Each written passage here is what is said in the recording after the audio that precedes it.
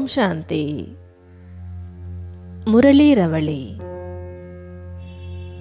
ఈరోజుటి మురళీలోని కొన్ని మధుర మహావాక్యాలు. తేదీ 28/12/2023. బాబా చెప్తున్నారు, మధురమైన పిల్లలు, దానమును సదా పాత్రులకే ఇవ్వాలి. అనవసరంగా సమయాన్ని వ్యర్థము చేయకూడదు. వినే సమయంలో వినేవారి వృత్తి ఎటువైపుకు వెళ్తుంది అని ప్రతి ఒక్కరి నాడిని గమనిస్తూ ఉండండి. గృహస్థ వ్యవహారములో మీరు కమల పుష్ప సమానముగా ఉండటమే అన్నింటికన్నా భారీ పత్యము. మొత్తం బేహద్ పాత ప్రపంచమంతటినీ త్యాగము చేయటమే మీ త్యాగము. ఒక కంటిలో మధురమైన ఇల్లు ఉంది, ఇంకొక కంటిలో మధురమైన రాజధాని ఉంది. ఈ పాత ప్రపంచాన్ని చూస్తూ కూడా చూడకూడదు. ఇది చాలా పెద్ద పత్యము. ఈ పత్యము ద్వారానే పావన ప్రపంచములోనికి వెళ్ళిపోతారు. ప్రజాపిత బ్రహ్మ అన్న పేరు ఎంతో ప్రసిద్ధమైనది. వీరు సాకారుడు. ఒక్క పరంపిత శివ పరమాత్మయే స్వర్గరచయిత. బ్రహ్మ స్వర్గరచయిత కాదు. నిరాకారుడైన పరమాత్మయే వచ్చి ప్రజాపిత బ్రహ్మ ద్వారా స్వర్గాన్ని రచిస్తారు. మీరందరూ వారి బేహద్దు సంతానము. శివబాబాయే మీకు రాజయోగాన్ని నేర్పిస్తున్నారు మరియు బ్రహ్మ ద్వారా సృష్టి ఆది మధ్యాంత రహస్యాలను తెలియజేస్తున్నారు. మీరు ప్రజాపిత బ్రహ్మ ద్వారా వింటారు. ఈ జగదాంబ కూడా మీతో పాటు వింటున్నారు. మీరు బ్రహ్మకుమారులు, బ్రహ్మకుమారీలు. 21 కులాలను ఉద్ధరించే కన్యయే కన్య అని గాయనము చేయబడుతుంది. మీరు పరంపిత పరమాత్మ నుండి 21 జన్మలు సత్య త్రేతాయుగాలలో సుఖాన్ని పొందేందుకు వారసత్వాన్ని తీసుకుంటున్నారు. పాత ప్రపంచాన్ని మార్చేవారు స్వర్గరచయిత అయిన ఆ సద్గురువు శివ బాబాయే. కొత్త ప్రపంచములో లక్ష్మీనారాయణుల రాజ్యము ఉంటుంది. ఇప్పుడు భారతదేశంలో మరలా దేవీ దేవతల రాజ్యము కొనసాగుతుంది. ఆ దేవతలే 84 జన్మలు తీసుకుని ఇప్పుడు సంగమయుగములో పురుషార్థము చేస్తున్నారు. ఇవి చాలా గుహ్యమైన రహస్యాలు. మంచిగా మనస్సు పెట్టి వినండి. మీ బుద్ధిని ఎటూ భ్రమింపచేయనీయకండి. పతిత పావని జ్ఞానగంగయే కాని స్థూలగంగ కాదు. రావణుడు అనగా మీ అర్ధకల్పపు శత్రువు. పదే పదే తగలబెడుతూ ఉంటారు, కానీ రావణుడు మరణించడు. సర్వీసు చిత్రాలతో పాటు రావణుడి చిత్రమును కూడా తీసుకొని వెళ్ళాలి. మీరిప్పుడు పవిత్రముగా ఉంటాము అనే ప్రతిజ్ఞను చేశారు. మీరందరూ ప్రజాపిత బ్రహ్మ పిల్లలు.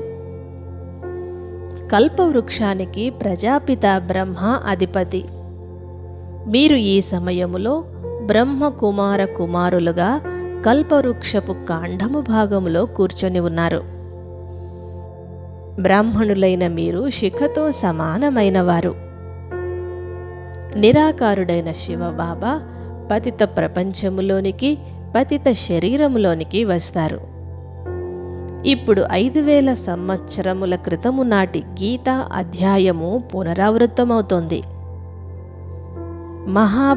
మహాభారత యుద్ధము జరిగింది. అందరూ దోమల గుంపులా వెళ్ళిపోయారు. ఇప్పుడు ఆ సమయమే జరుగుతూ ఉన్నది. పూర్తి సృష్టిని సతోప్రధానంగా తయారు చేయటము ఒక్క తండ్రి కర్తవ్యమే. పరంపిత పరమాత్మనే బాబా బాబా అని అంటాము. మరి వారు తప్పకుండా వస్తారు. వారు అవతరించిన పండుగకు స్మృతి చిహ్నముగానే శివరాత్రి పండుగను ఆచరించటం జరుగుతుంది. మీరు ఈ పాయింట్లన్నింటినీ బాగా ధారణ చేయాలి, అందరికీ తెలియచేయాలి. జ్ఞానధారణ చేయుటలో కన్యల బుద్ధి చాలా బాగుంటుంది. కుమారి అనగా పవిత్రతకు చిహ్నము, కావుననే వారి కాళ్లను కడుగుతారు. కుమారీ కుమారులు ఇరువురు పవిత్రముగానే ఉంటారు. మీరు భారతదేశపు ఆత్మీక సేవను చేస్తున్నారు. మన శిక్షకుడు, సహాయకుడు పరంపిత శివపరమాత్మ. మీరు యోగ బలము ద్వారా వారి నుండి శక్తిని తీసుకుంటున్నారు. తద్వారా 21 జన్మలు సదా ఆరోగ్యముగా అవుతారు. ఇది శివబాబా ఇస్తున్న గ్యారెంటీ. నేడు కలియుగములో అందరూ రోగగ్రస్తులుగా ఉన్నారు. ఆయుష్ కూడా తక్కువగా ఉంది. రాజయోగము ద్వారానే మీరు దీర్ఘ ఆయువు గలవారిగా అవుతారు. బ్రాహ్మణులైన మీరే త్రికాలదర్శులు. మీకు పూర్తి వర్ణాల రహస్యము కూడా అర్థమయ్యింది. బ్రాహ్మణులైన మీరే మరలా దేవతలుగా అవుతారు. హం సో సో హం అనగా బ్రాహ్మణులే మరలా దేవతలుగా అవుతారు. మీరు శాంతిధామము గుండా సుఖధామములోనికి వెళ్తారు. ఎప్పటి వరకైతే మీరు పరంధామానికి వెళ్ళరో అప్పటి వరకు మెట్టినిల్లు అయిన రాజధానికి వెళ్ళలేరు. ఇప్పుడు మీరు సంగమయుగం అనే పుట్టింటిలో కూర్చున్నారు. మొదట తండ్రి వద్దకు వెళ్తారు. ఆ తరువాత మెట్టినిల్లు అయిన రాజధానిలోనికి వెళ్తారు. ఇది శోకవాటిక. సత్యయుగము అనగా అశోకవాటిక. మీరు వానప్రస్థములో ఉంటూ మధురమైన ఇంటిని, మధురమైన రాజధానిని స్మృతి చేయాలి. వరదానము: శ్రేష్ఠ కర్మరూపీ కొమ్మలపై వేళ్లాడేందుకు బదులుగా ఎగిరే విహంగముగా అయ్యే హీరో పాత్రధారీ భవ.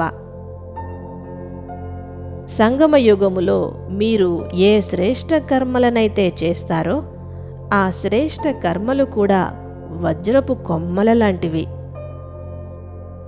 సంగమయుగపు ఎంతటి శ్రేష్ఠ కర్మ అయినా కానీ ఆ శ్రేష్ఠ కర్మబంధనంలో చిక్కుకోవటం అంటే కోరికను కలిగి ఉండటమే. ఇవి కూడా బంగారు సంకెళ్ళే. స్లోగన్: లోలోపలి స్థితికి దర్పణము మీ ముఖము. మీ ముఖము ఎప్పుడు శుష్కించుకుపోకూడదు. సదా సంతోషంగా ఉండాలి. మధురాతి మధురమైన ఆత్మీక పిల్లలకు మాతాపిత బాప్ దాదాల ప్రియ స్మృతులు మరియు గుడ్ మార్నింగ్. ఆత్మీక పిల్లలకు ఆత్మీక తండ్రి నమస్తే. ఓం శాంతి.